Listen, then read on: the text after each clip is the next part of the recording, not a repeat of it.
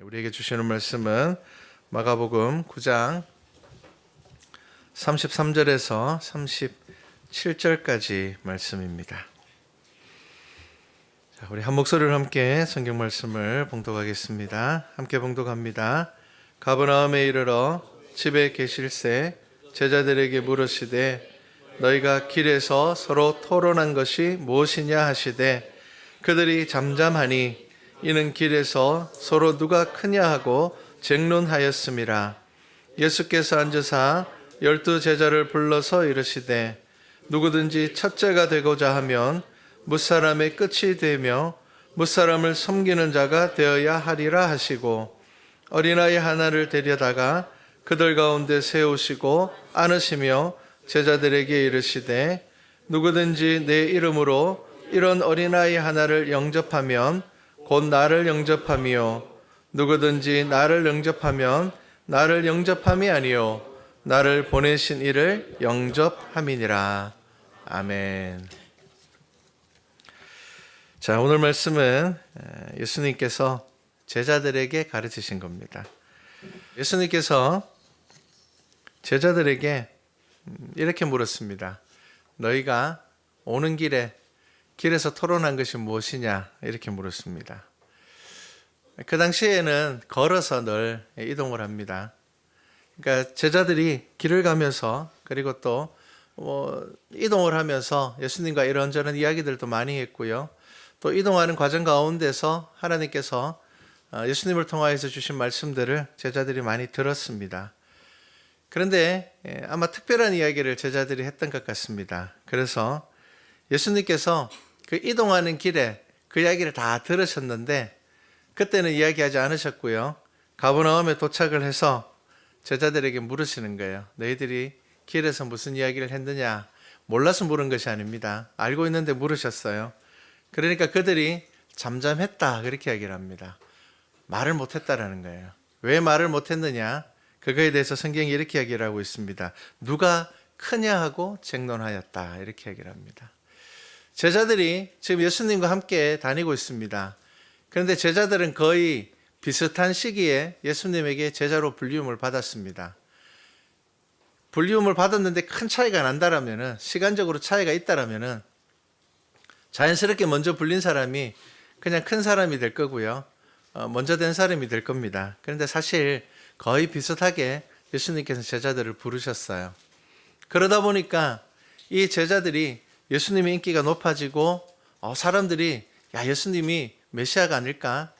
우리가 기다리고 있던 메시아, 우리의 왕이 아닐까? 라는 이야기들이 그들 가운데서 나오니까 제자들이 가장 먼저 무엇에 관심을 가졌는가 하면요. 누가 크냐? 앞으로 예수님께서 왕이 되시면, 앞으로 예수님께서 예루살렘 올라가셔서 그 왕의 자리에 차지하게 되면은 우리 중에 과연 누가 가장 높은 자리를 차지하게 될까라는 것이 이 제자들의 관심거리였다라는 겁니다.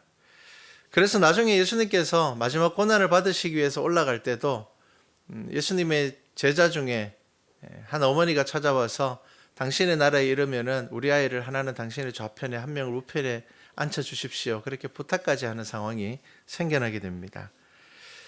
그런데 예수님께서 그들에게 교훈을 주기를 원하셨습니다. 그래서 어떤 이야기를 하셨는가 하면은 12 제자를 앉혀놓으셨습니다.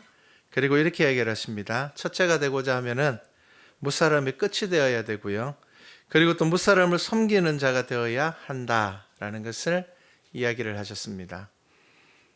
그리고 어린아이를 하나 데려다가 그들 가운데 세우셨고요. 안으셨고요. 그리고 이야기를 했습니다. 누구든지 내 이름으로 이런 어린아이 하나를 영접하면 곧 나를 영접함이요. 그리고 누구든지 나를 영접하면 나를 영접하는 것이 아니라 나를 보내신 이를 영접하는 것이다. 자, 이게 예수님께서 제자들에게 주신 교훈입니다. 자, 그 당시 어린아이들은 영접하는 대상이 아닙니다. 어린아이들은 영접의 대상이 되지 않습니다. 그래서 어린아이들이 예수님께 나오는 것을 제자들이 막은 적도 있습니다. 그래서 예수님께서 어린아이들이 내게 오는 것을 막지 말라 그렇게 말씀도 하셨습니다. 어린아이들은 영접받을 만한 대상이 아닙니다. 그냥 아이들은 어른 다음으로 어른들이 무엇인가를 먼저 하고 그 다음이 어린아이들의 순서입니다. 그런데 예수님께서는 제자들에게 분명하게 그렇게 이야기를 하셨습니다. 어린아이를 영접할 수 있는 그 마음을 가질 때에 비로소 뭐가 될 수가 있다고요? 첫째가 될 수가 있다라는 겁니다. 여기 아주 중요한 말씀입니다. 요즘 TV에 보면은 애완동물을 케어하는 프로그램들이 많습니다. 제가 몇 달 전에 보니까요, 한 가정에서 상담을 신청을 했습니다. 집에 강아지를 여러 마리 키우고 있는데 너무 사이가 안 좋다라는 거예요. 그래서 이제 강아지를 케어하는 사람이 그 집을 방문을 했어요. 이제 이렇게 쭉 TV로 보여주죠. 근데 강아지들 사이가 너무 좋아요. 사이가 너무 좋아요. 아무 문제가 없는 것 같아요. 그런데 언제 문제가 생기는가 하니까요. 밥을 주면은 얘들이 엄청나게 싸우는 거예요. 먹을 게 앞에 딱 떨어지니까 그렇게 아무 상관없이 잘 놀던 아이들이 이 주어진 밥을 먼저 먹으려고, 서로 먹으려고, 그리고 자기 거 빨리 먹고 남은 거 뺏어 먹으려고 막 싸우는 거예요. 그러다 보니까 밥 먹을 때가 되면은 한 군데서 못 먹이고요. 방마다 다 나눠가지고 밥을 먹이는 거예요. 그러면서 이상하게 평소에는 괜찮은데 밥만 주면 심하게 너무 다퉈서 키울 수가 없다. 그래서 이제 케어를 요구를 하는 겁니다. 저는 걔들이 사이가 안 좋다 그러길래 그냥 계속 막 싸우는 줄 알았어요. 그런데 그렇지 않았습니다. 그래서 이제 케어하는 사람이 그렇게 이야기를 하더라고요. 아무 상황도 없이 싸우진 않는다. 아무 상황도 없는데 싸우는 거는 그거는 이제 걔 자체가 문제가 있는 거다. 우리가 보통 이야기하는 거, 걔가 미쳤든지, 이 정상적이지 않은 개는 아무 이유 없이 싸운답니다. 그런데 대부분의 강아지들은 특별한 상황이나 특별한 이유가 있기 때문에 싸운다. 그렇게 이야기를 합니다. 사람의 관계도 마찬가지입니다. 여러분, 우리 아무 이유 없이 싸우지 않습니다. 이유 없이 싸우는 사람은 이상한 사람입니다.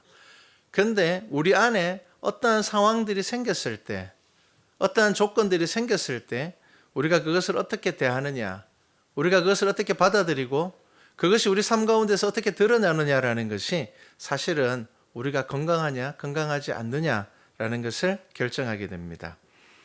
겉보기에는 다양한 문제지만 그 속에 들어가면은요, 사실 인간의 다툼 중에 가장 많은 문제는 돈과 명예와 권력입니다. 그래서 사회심리학자들은 세상을 이끌어가는 힘을 돈이라 그렇게 명제하기도 합니다.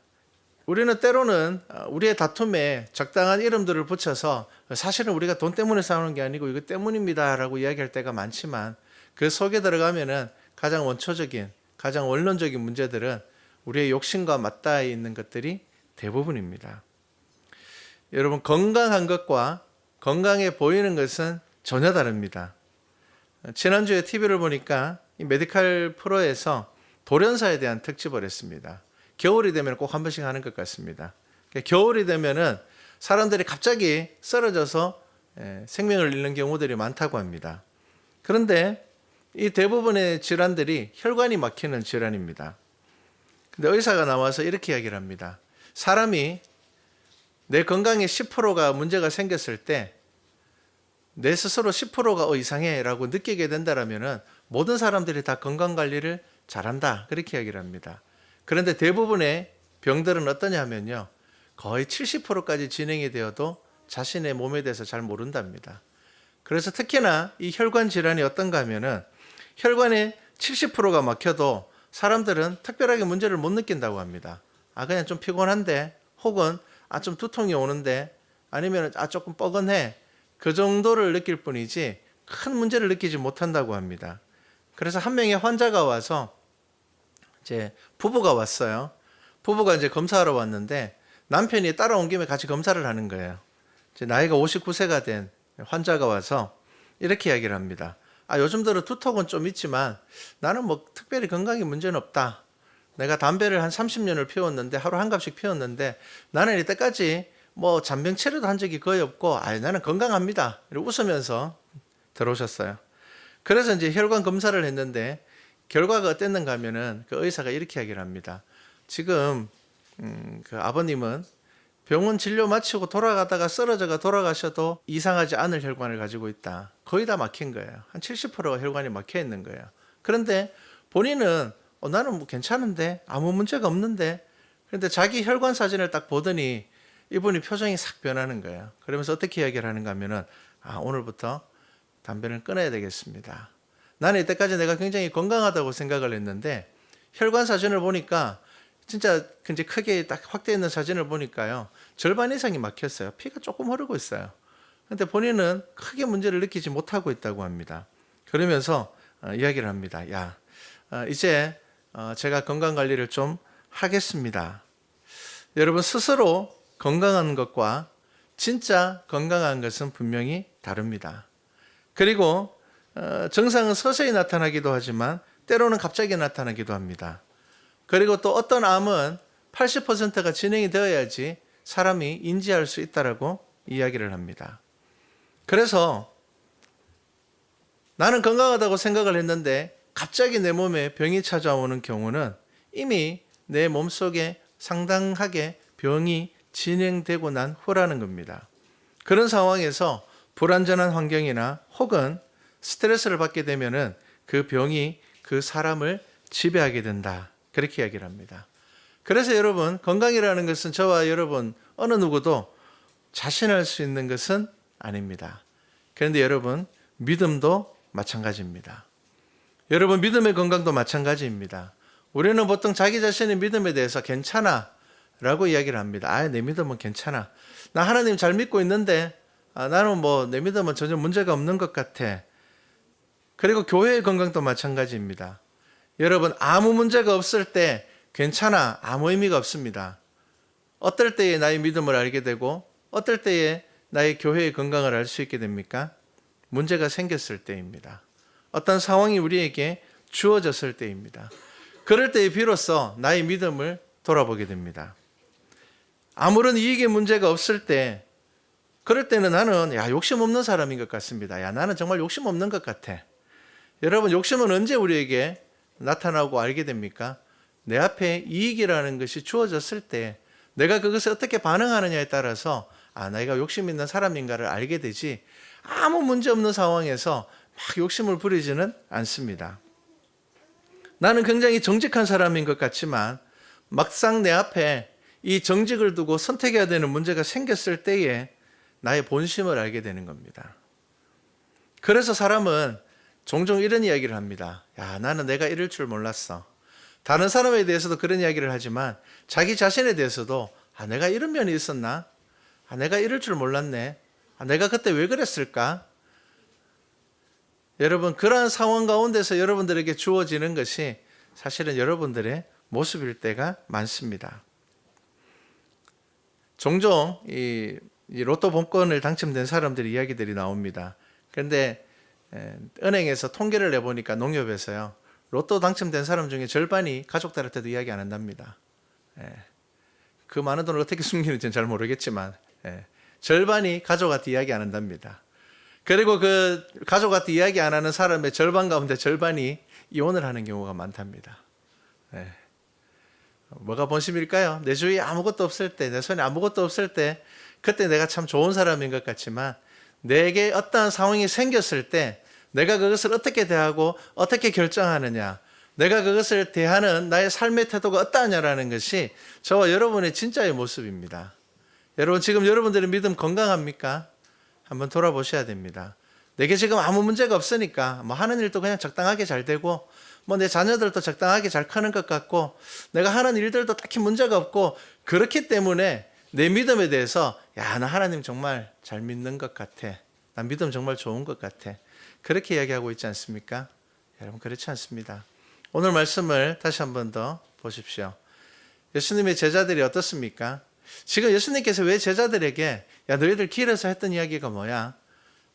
그리고 왜 굳이 제자들을 앉혀놓고 이야기를 하셨는가 하면요, 이 상황이 있기 전에 어떤 일이 있는지를 한번 보셔야 됩니다. 제가 30절부터 한번 읽어드리겠습니다. 그곳을 떠나 갈릴리 가운데로 지날새 예수께서 아무에게도 알리고자 아니하시니 이는 제자들을 가르치시며 또 인자가 사람들의 손에 넘겨져 죽임을 당하고 죽은 지 3일 만에 살아나리라는 것을 말씀하셨기 때문이더라. 그러나 제자들은 이 말씀을 깨닫지 못하고 묻기도 두려워하더라. 자, 어떤 가르침이 있었는가 하면요. 예수님께서 지금 제자들에게 뭘 이야기하셨는가 하면은 내가 이제 앞으로 사람들의 손에 넘겨져서 죽임을 당하고 3일 만에 내가 살아날 거야 라는 가르침을 제자들에게 했어요. 가장 중요한 가르침이에요.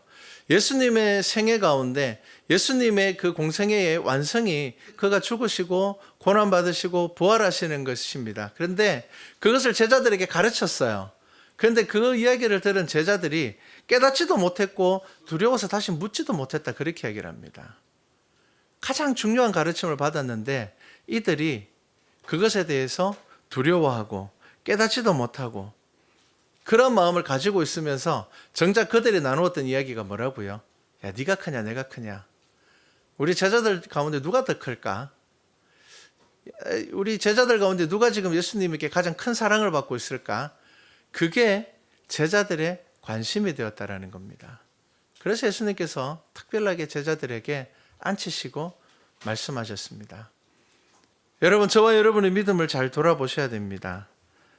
여러분, 우리가 신앙생활을 하기 위해서 우리가 예수 그리스도를 주로 고백하고 또한 예수 그리스도를 주로 고백하는 사람들이 모여서 교회라는 공동체를 이루었습니다.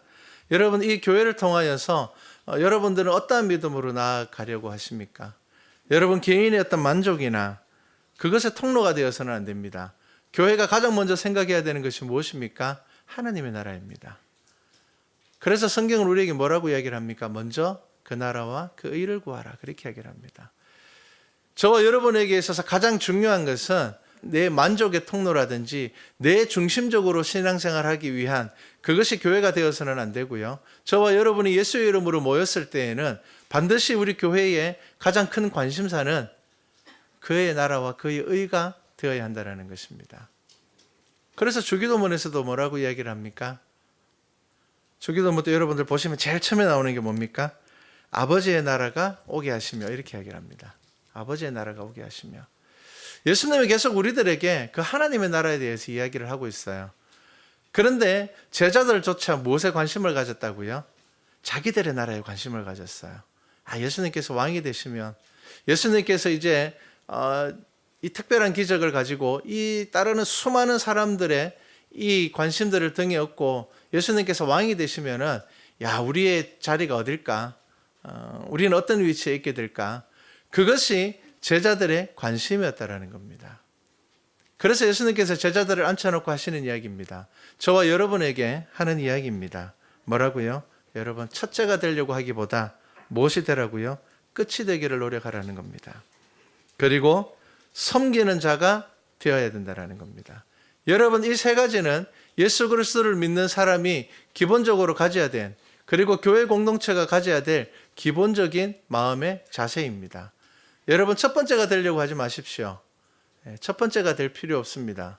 오히려 여러분 끝이 되십시오. 왜? 그 자리가 섬기기에 훨씬 더 좋습니다. 여러분, 섬기는 자리가 되십시오.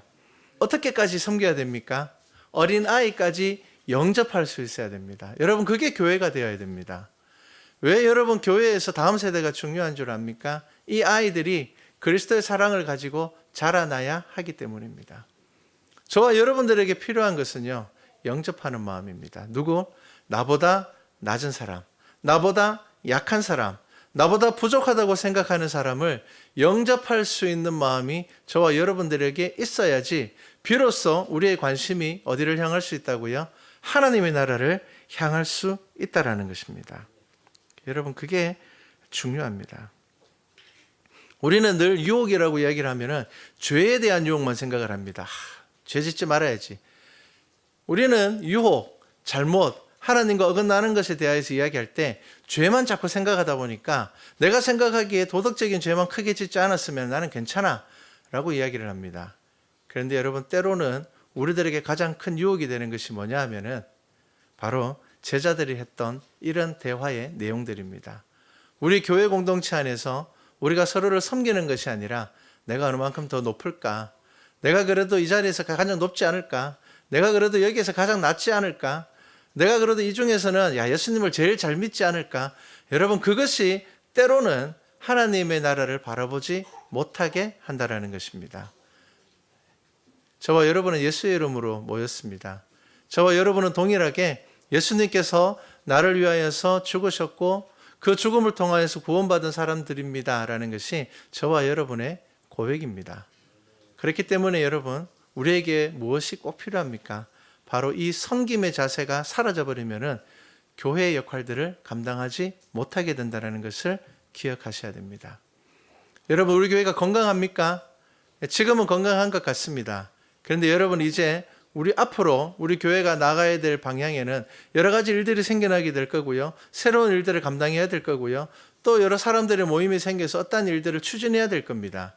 여러분, 진짜 건강한지 아닌지는 그때 알 수 있게 됩니다. 우리가 정말 서로 아끼게 될 때에, 그리고 우리가 서로 존중하게 될 때에, 우리가 서로 높고 낮음에 상관없이 서로에 대하여서 믿음의 예를 가지고 대할 때에 우리 교회는 건강한 믿음의 교회입니다. 하지만 우리에게 어떤 문제가 생겼을 때 곧바로 나오는 것이 나의 생각이고 나의 욕심이고 나의 고집이 나오게 될 때에 우리는 사실 건강한 것처럼 보였지만 건강한 공동체는 아니었을 겁니다. 자, 여러분, 이 말씀을 기억하십시오. 예수님께서 물으실 때, 야, 너희들이 생각한 게 무엇이냐? 라고 물었을 때 예수님에게 대답할 수 있는, 여러분, 그것이 가장 건강한 믿음의 내용들입니다. 예수님께서 여러분들에게 너 오늘 무슨 생각했지? 라고 이야기를 했을 때 말하지 못한다라면은, 내가 차마 부끄러워서 말할 수가 없다라면은 여러분, 우리는 아주 중요한 것을 놓치고 있다라는 겁니다. 그것을 아시고 예수님께서 제자들에게 이야기하신 거예요. 가는 길에 예수님께서 제자들을 그 이야기를 할 때에 혼을 낼 수도 있었겠지만 예수님께서 그 이야기 다 듣고 가버나움에 이르러서 이제 다 자리에 앉아서 진짜 그 이야기에 대해서 깊이 이야기할 수 있을 때에 예수님께서 제자들에게 이야기를 하셨습니다. 너희들은 무슨 이야기를 했지? 동일하게 여러분들에게 물으실 겁니다. 지난 한 주간 너희들이 무슨 생각을 했지? 지난 한 주간 너희들이 어떻게 살았지? 라고 물어봤을 때 여러분, 여러분들의 삶을 예수님께 내어놓을 수 있습니까? 제가 지난 한 주간 이렇게 살았습니다. 제가 지난 한 주간 이 생각을 가장 많이 했습니다. 제가 지난 한 주간 이런 마음으로 살았습니다. 여러분, 그렇게 이야기할 수 있을 때에 저와 여러분을 통하여서 우리 교회가 하나님의 일들을 이루어갈 수 있게 될 것입니다. 여러분, 그게 바로 교회입니다. 말씀을 마치려고 합니다. 여러분, 우리 2019년도가 시작되었습니다. 저와 여러분들에게, 그리고 우리 말씀과 찬양교회 모든 성도들에게 이 겸손의 마음들이 있기를 소망합니다. 그리고 나보다 작은 사람을, 나보다 약한 사람을, 나보다 연약한 이들을 영접할 수 있는 그 믿음의 삶이 여러분들에게 있기를 바랍니다. 우리는 때로는 진리로 무장하면은 유혹을 이겨낼 수 있어. 그 말도 맞는 말이지만 여러분, 가장 중요한 것은 여러분들 삶 가운데 나를 낮게 보는 것입니다. 그래서 성경은 계속 그 이야기를 우리들에게 하고 있는 겁니다. 그리고 예수님께서도 그렇게 이야기를 하셨습니다. 내가 주와 선생 되었지만 내가 너희의 발을 씻긴다, 그렇게 이야기를 합니다. 그 당시에 선생이 제자 발 씻기는 것은 엄청난 일입니다. 있을 수 없는 일입니다. 그럼에도 불구하고 예수님께서는 내가 주와 선생이지만, 여전히 내가 너희의 주이고 내가 너희의 선생이지만 나는 너희들의 발을 씻겨, 그렇게 이야기를 하셨습니다. 여러분, 그 마음이 우리 말씀과 찬양교회에 가득하기를 주님의 이름으로 축복합니다.